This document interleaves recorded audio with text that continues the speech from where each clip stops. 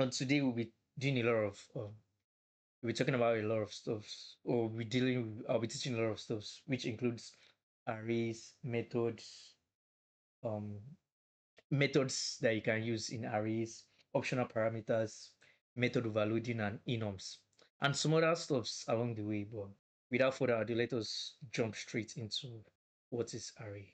So yeah, for the demonstration of how array works in C Sharp, make sure you create a new project in your Visual Studio Code or VS Code 2026 or 2022. Either one is fine. And you can name it the project anything you want. In this instance, I used intro array. And first off, what is an array? An array is a set of data types that is accessed using numerical index. Also, an array is like a set of continuous data points of the same type. And what does that mean is you can either have an array of strings, array of ints, array of doubles, array of booleans. However, you cannot mix data types into array. You're going to get a compile time error or a runtime error. Compile time actually. But anyways, let's jump straight into how you can initialize or declare an array in C Sharp. There are a couple of ways in which you can declare arrays in C Sharp, and I think there are about three or more. I don't know, but the one I'm aware of is about three. And here's how we can do it. Let's say we're trying to store an array of random integers, right? Here's how we do it. The format is, let me just write this arrays. The format is, let me just put this here, data type and square brackets, space, variable name equals to new, then data type again, data type, square brackets, then optionally the size of the array. There are a couple of ways, but we'll get into that. So let's follow this first method, right? And let's say you are trying to store um, random integers or arbitrary integers. Here's how we can do that. Int square brackets, my numbers equals to new int 4. So what this line of code does is we're just trying to tell the C sharp runtime that we have we're going to have an array of integers named my numbers, and it can only contain 4 numbers, right? And what do I mean by that is if we were to come down and say my numbers on now we let's try to fill in the arrays, because if you don't fill in these numbers and if you try to print out my numbers, what C sharp does is it defaults to the default data type. So in this instance, if it's int, you're going to get zeros in 4 places. If it is boolean, you're going to get false in 4 places. And if it is yeah, basically if it is object or class, it's going to be null, I think. Yeah. So in this instance, let's fill up the arrays. And here's how we can do that. I remember it's an array is accessed by numerical index. And what that means is if you're trying to fill in the array, we can just see first, like I said in one of the first few videos, I said in numbers and in program literally start from 0 rather than 1. So since we are trying to access the first or fill in the first number in this array, the numerical index to be 0. So you can just see equals to 10, and my numbers 1 equals to 20. They just increment by 10, 10, 10. 20, 2 equals to 3, yeah, so 40. So after filling up the arrays, and like I said, I was going to introduce you into another other method in which we loop through collection or items in C sharp, which is the for each. I haven't talked about that one because that one is just for each is really exclusive to collections such as probably lists, link, that is language integrated queries and whatnot, stuff like that. So here's how we can print out or access each value in an array. And here's how we do that for each, and we see var num in my numbers. Then go to the right line num. If we were to save this, and run the code, we should get 10, 20, 30, 40 printed out in our console. Yep, as you can see. Yeah. Moving on, let's discuss uh, different ways by which you can declare and initialize uh, an array as opposed to using just this method only. Another method of initializing and declaring arrays in C sharp. Let's see other methods. So let's say we are trying to declare this same example over here in another way. Here's how we can do it. You can see int other numbers equals to new int. And how we can write this, we can skip putting in the hard coding the size of our array and just come in and put in curly braces and see and directly fill in our values. So rather than having to have this line 7 to line 10, we can just come in and say 10, 20, 30, 40, and end with semicolon. And if we were to loop through again, let's just come here, come down here and say loop through this. We should get the same results. So let me just comment this out first. So if we were to run it, we'll get the same results as we did earlier, 10, 20, 30, 40. Likewise. Another way we can also do this is, let's just copy this, paste this over here, and just change the variable name here. So we can also skip the new keyword and the data type by the right hand side of the equality operator. We're still going to get the same thing if we were to change this variable here and loop through. And let's just comment this out and run the code. We should get the same thing. And another method we can try out again. So let me just copy this and paste it down here. Let's just change this variable name. We can also just combine everything together and say new int, then count the number of items we have in our curly braces 1, 2, 3, 4, then put in 4. And if we were to change this here, 3, and run the code, as you can see, 10, 20, 40. The reason why it's printed out twice is because we still have this for each running. We have to comment this out. Then another thing to note is that if you are using this method, you must make sure that the length is equivalent to the length you have here. So if I were to change this and put this into 3, you get a compile time error and just tell you, let's see if an array initializer of length 3 is expected. So if we were to come here and delete this, you shouldn't get that red squiggly lines. Capish? And do note that beyond you can use this for other data types. You don't have to use int. What I'm trying to say is we can copy this right here and say, let's say we're trying to create a an array of strings, right? You can just say other strings, come down here. Let me just use the straightforward method. And as you can see, like I said earlier when I was explaining that an array is a set of contiguous elements. So why the ID is complete is because it says that we are meant to store strings in this variable. However, we're passing in integers, so cannot implicitly convert type int into string.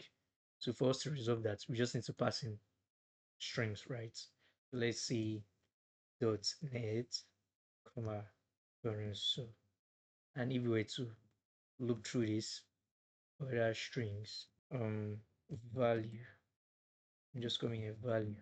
And if we were to run this, we should get .NET console printed out in the terminal. So we were to run it. Yep, as you can see, .NET console. Moving on, let's talk about some methods that exist in array class, right? And they're just helpful method that we can use to do some operations. For example, there's the length method, there's the reverse method, there's the sort method, which we'll be going into. So now the let's talk about methods in array. First, we'll be talking about the length method. And what the length method does is it just gives us the number of elements in our array. And for us to do that, we can just come down here and say CW dollar sign the length of other strings array is curly braces other strings dot length. These are static methods actually, and the length of other strings is 2. If we were to do likewise for, let's say, other numbers 3, we were to copy this and paste this here, we should get the length 1, 2, 3. That's 3. The length of other numbers should be 3. We were to save this. The length of other numbers is 3. Capish? Now let's discuss the reverse reverse method. And what that does is it takes the array and reverses it. So what that means is in our terminal, when we printed out this other string, we got .net, then console.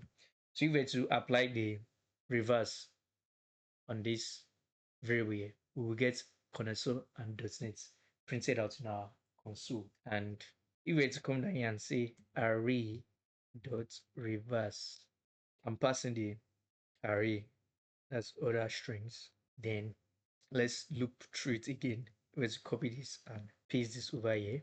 We should get, in this first instance, we get .NET console.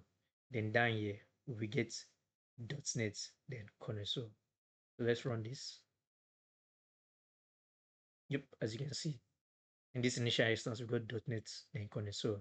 And over here, we got .NET, then console, then .NET. Now let's talk about methods. And what are methods? Methods are blocks of code that perform certain tasks and can be reused. And what do I mean by that? You will get to understand when I demonstrate how we write methods in C Sharp, right? There are a lot of codes that we repeated in these previous examples in array. And when we discuss the concept of methods, you realize that you practically do need to write or repeat these lines of code. And that's literally the whole there's a principle in the software development is called dry principle, which is do repeat yourself. And that's practically what method does for us. It gives us blocks of code that we can reuse in different instances. And how do we declare methods, right? This is how uh, we write methods. We can put in the return type, then the method name, then into curly braces. Before that, we have the parameters, which can be empty or not. Then we have the blocks of code that will be within the curly braces. So for example, let me demonstrate the simplest of array, the simplest of methods that we can declare. And how do we do that? So there are different, the return type can either be void or data types, that is int, boolean, strings, whatnot. So let's say we are trying to write a method that prints out good morning. So here's how we can do that. Void print greeting parenthesis, then CW good morning.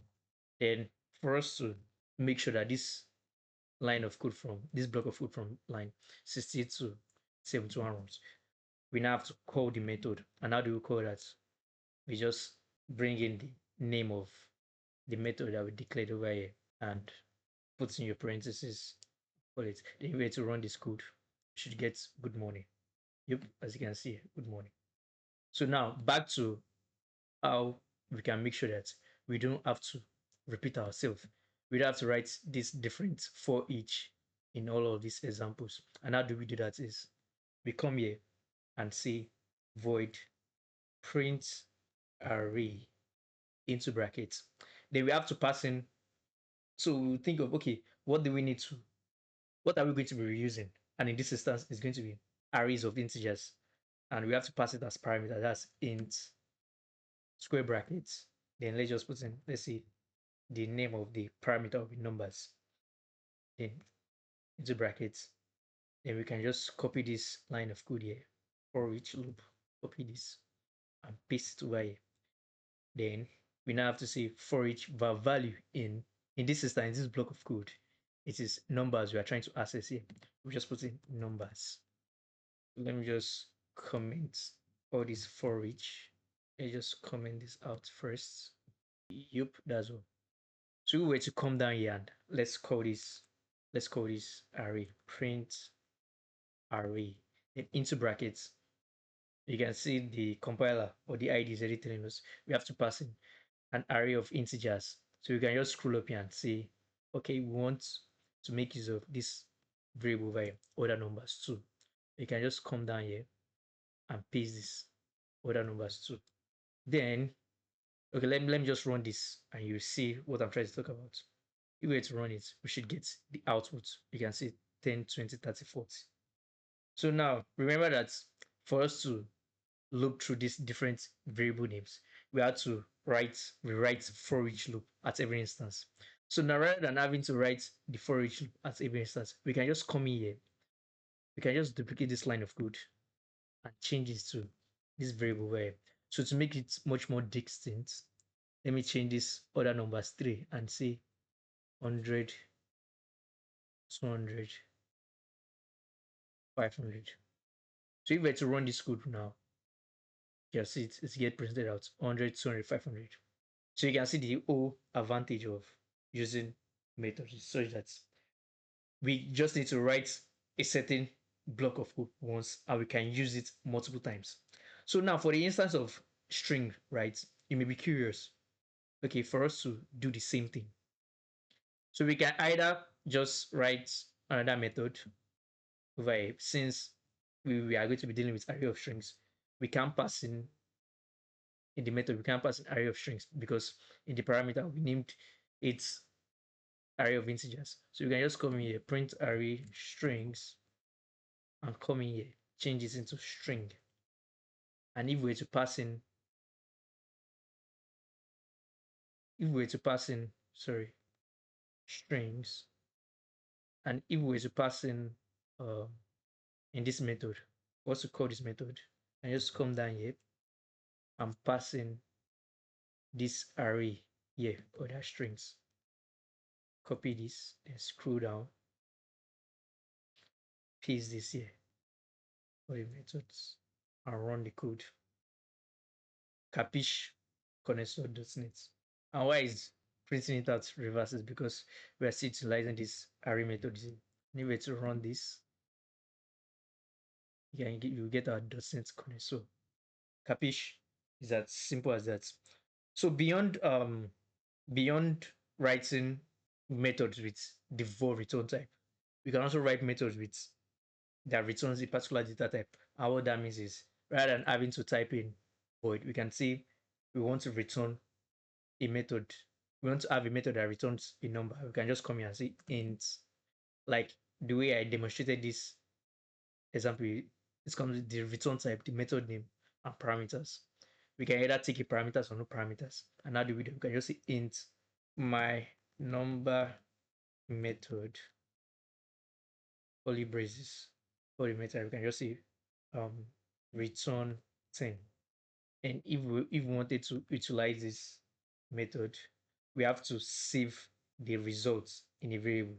We can just do that by saying int. Since we know that we'll be returning an integer, we can just say int result equals to, then call the, and do know that when declaring a method, we use the Pascal case rather than the camel case. We can just call the method here my number method, and we can cw int return type method result is putting our dollar sign and coming here, curly braces, putting the results. If we were to run this code, we should get int return type result is 10. Now let's discuss the concept optional parameters and methods. And how do we do that? Let me just put this separator here and come down here and see optional parameters. So now to demonstrate optional parameters, so um let me just demonstrate it so you understand what I'm trying to say. Void print profession name and string profession equals to software develop. And you can just come down here and see, consider the right line, put your dollar sign before the quotes. Name is profession. So for this method to work, we just need to pass in the first parameter, which is name. So we can just come here and say print profession into brackets. But this is I'm calling Wally. And if we were to run this code, we should get Wally is software developer. Let me just put it. Let me just complete this. Wally is a software developer. If we were to run this code, we should get Wally is a software developer. So the concept of optional parameter is we don't need to pass in the second parameter over here. And we can also decide to pass in the second parameter. Let's say another person is trying to use the method and the person is not a software developer. I can just come here and see, as you can see, the ID suggested we already have a parameter profession equals software developer. I can see, no, I'm not a software developer, I'm a carpenter. If we're to run this code, we should get Wally is a carpenter printed out. No, Wally is a software developer. That's literally the concept of optional parameter. And do note that if you don't pass in this variable over here and we're to just pass in this variable here, we get an error because this method is no longer an optional parameter method. There is no argument that corresponds to required parameter profession string. So what I just trying to say is we have to pass in the name and profession. So let's just go back to our optional parameter example and move on to the next concept. So now let's discuss the concept of method overloading. We should discuss method overloading and method overriding. However, we haven't got into the concept of object-oriented programming, and which we'll be doing in our next video. But for now, let's just focus on method overloading. I've gone ahead to create the file and write the code before time. Here's how it is. Make sure you create a new file called methods. And then you do that. If you're on Visual Studio, right click on this file over here, add, then click on new item, then you call it methods.cs. That's the extension methods.c#.cs. After creating, if you're on Visual Studio on your side panel or wherever this panel is, right click and you should see something like new file, then call it methods.cs. So now, what is method overloading? Practically, what method overloading just means is same method name, different parameters. And how does it work? So let us open this file here. Let me just collapse this terminal so that we can see. Let me just drop this away and zoom in. So when you create the file, make sure you write all this code. Make sure you follow this namespace intro array. Then write this class. I'll in the next video we'll discuss more in depth as to what classes is. But for me to just demonstrate what method overloading is, just follow this, write this code out. You can pause the video here and write this code out. So now let me explain what method overloading is. Method overloading are just methods that are written inside a class with the same name, print array. You can say print array, print array. However, but with different parameters. As you can see here, we have an array of string in this method over here. However, we have an array of integer over here. We can also come down here and overload it again and say, no, we want to accept an array of data type double. And you can see the ID doesn't complete anymore. So now for us to utilize this method overloading, we have to come back to our program.cs class. Write this line of code, var method. You can call this variable anything. Var method equals to new method overloading class. So for us to initialize a class, we have to use the keyword new and the class name. If you notice, the class name is method overloading. We'll come back here, call it in. And for us to call the method, if we were to come down here and say, let me just delete this whole line again and come down here, write it all over. Method dot print array. And we were to call it, that's with the parentheses. You can see that the ID already told us that we have three instances of this print array. We can see one of three. This one is double of numbers. We can either pass in an array of doubles or an array of numbers or an array of strings. And for us to now utilize it, we can just come down here and see. Since we already declared an array of numbers here, we can just come here, copy this variable, other numbers 3. And if we were to paste it over here, and run the code. We should get the output here. Likewise, if we were to demonstrate with strings, just copy this line of code and say other strings. We should get .NET connoisseur printed out too. Capish? That's how straightforward and simple method overloading is. It just let us declare the same methods using the same name, however with different parameters. Capish? One more thing, for you to utilize it, make sure that you are importing, you're writing this using statement. I'll talk about it in the next video. What this using statement just means is, if we were to come down here, you can see that we have namespace intro array. If we were to change this namespace method overload, save this and come down here. Let's just copy it. For us to utilize it, we have to copy, paste this over here for this line of code to run. So just make sure you are importing. If you go back to wherever you put as your namespace, you have to import it as the first line using methods overloading. In this instance, our namespace is called methods overloading. So you have to import it here, methods overloading.